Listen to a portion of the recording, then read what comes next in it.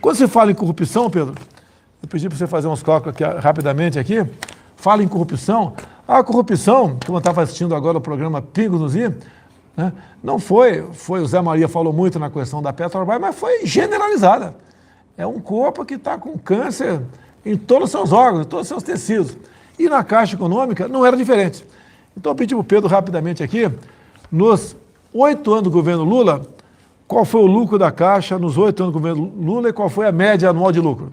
O lucro somado foi de 20,5 bilhões de reais, né, presidente? E no primeiro ano do seu governo, a Caixa teve um lucro maior do que nos 8 anos do governo Lula. Vamos lá. Então, no governo Lula, 8 anos, lucro 20 bilhões. Isso. Média 2,5 bilhões. É isso. Depois tivemos Dilma, 6 anos. Isso. Aumentou um pouco o lucro. Isso. Na média, né? De 2,6 para 5,3. Dobrou. 5,9. 5,9. Uhum. No governo Temer, aumentou um pouco mais o lucro da Caixa Econômica. 9,4. Em 2 anos do nosso governo? 17,2 bilhões de reais. Por ano. Por ano.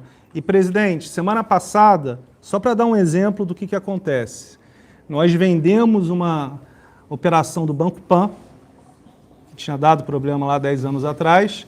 Quando o seu governo começou, a ação estava mais ou menos em R$ 1,5. Nós vendemos por R$ 11,42.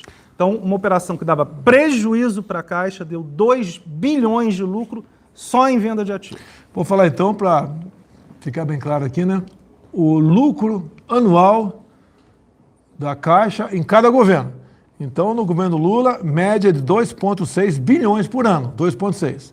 No governo Dilma aumentou para 5,9. No Temer, 9,4. No nosso foi para 17 bilhões. Então, isso no ano de pagamento de auxílio emergencial que o banco parou durante 3 meses. Então, em 2 anos do nosso governo, tivemos mais lucro do que 8 anos do governo Lula. No primeiro ano do nosso governo, presidente, a gente teve mais lucro que os 8 anos do governo Lula. Nos 2 anos do seu governo, mais ou menos o mesmo lucro do que os 6 anos do governo Dilma. Está aqui, 34 e 35. E no Sim, primeiro ano do seu governo, mais lucro que nos 2 do governo Temer.